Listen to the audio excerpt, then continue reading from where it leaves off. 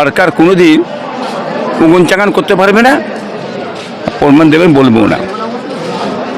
এই ইসাল সাহেব হওয়া থেকে জন্ম থেকে নিয়ে কি বুঝলেন, এই ফুটপাথের এই যে লাইট এটা ওটা পানিটা এইসব ব্যাপার জন্যে টাকা তো দেয় না। আমি যে 5% দেয় না, 1 কোটি টাকা তো লাইফের জীবনভর কমে দেয় না। কি বুঝলেন, যা 10 লাখ 5 লাখ যে টাকাটা দিচ্ছে সেইটাই তো উনি সেইটাই তো হাফিজ হয়ে যাচ্ছে রাহুবলের মতন। সে টাকাটার কাজ তো দেখতে পাচ্ছি না।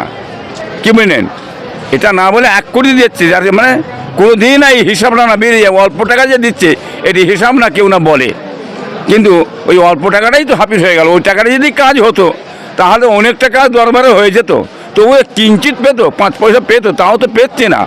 সেটা রাহুবল সবটা শেষ করে ফেললে আশায় মশায় মিলে যাদের হাতে টাকাটা দেওয়া হয়। কাদেরকে টাকাটা রাজ্য সরকার দিচ্ছে? 1 কোটি কেন দেখাতে বলুন না, হিসাব করে 5 লাখ দিচ্ছি কি 10 লাখ দিচ্ছি বলতে বলুন না, বলছে না কেন? কি বলেন, এর সঙ্গে মাথারা সব জড়িয়ে আছে নাকি সব? আরও যারা সব দেখাশোনা সব জড়িয়ে আছে তো। 1 কোটি বলে এমন বলা জীবনে সরকার কথা বলবে না। 1 কোটি নয়, 5 লাখ 10 লাখ দিয়ে সেই হিসাবটাই দিতে পারেন। দেখি মায়ের দুধ খেয়েছে দেখি যে সরকার দিয়েছে 10 লাখ টাকা, তাতে এই কাজ করেছি, এই কাজের এই কাজ হিসাব দিতে বলুন। ওকে ছেদপত্র প্রকাশ করতে বলুন না, কারণ মায়ের দুধ খেয়েছে সরকার, দেখি একবার যে ফুরফা কী কাজ করেছি তার জন্য ছেদপত্র প্রকাশ করে দিল।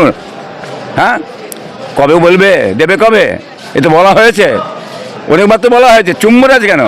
হ্যাঁ, উনি দেবে, ভিক্ষা কি দিয়েছে, যা তোরা ঝেড়ে মেরে খেগে যা, হিসাবপত্র যারা চাচাকে যাক, আমি চুম্বরে থাকবো। কি বলেন, এটা জেনে নিয়েছে বুঝলেন। মুখ্যমন্ত্রী সাহেবকে ভালো মতো জেনে উনি কী জিনিস। হ্যাঁ, উনি যে কী জিনিস, এই বাংলার মানুষ অত বড় মিথ্যুক মুখ্যমন্ত্রী যে দেখেন ফুরফা সাহেব কেন গোটা ভারতবর্ষে আজ অব্দি কোনো দিন হয়নি, স্বাধীনের পর থেকে হয়নি।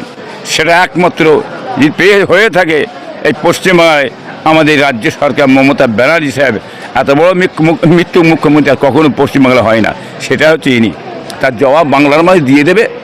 ওসব কথা বলে চিড়ে ভিজবে না। 1 কোটি 2 কোটি বলে সব তো দূরে ফেলে দিকে যাও না। 5 লাখ দিয়েছে কি 10 লাখ, সেইটা দেখাতে বলবে যা সরকারকে, দেখি সেইটা দেখাতে বল। বিশ্বাস করতে যাবেন না এদের কথা কোনোদিন, সব রাহুবল। কি বলেন, চোরে চোরে মাস্তুতো হয় না পিস্তুতো ভাই বলে বাবা। হ্যাঁ, সব সেই জিনিস হয়ে আছে ভিতরে, খালি খাবার কল খুলি আছে। কি বলেন, যারা কাজ করবে এর ভিতরে আছে, হ্যাঁ, তাদের ধারে বেড়া যাবে না। মিটিং থেকে নিয়ে কী কাজ হবে না হবে কই আজ অবধি আমি জানি।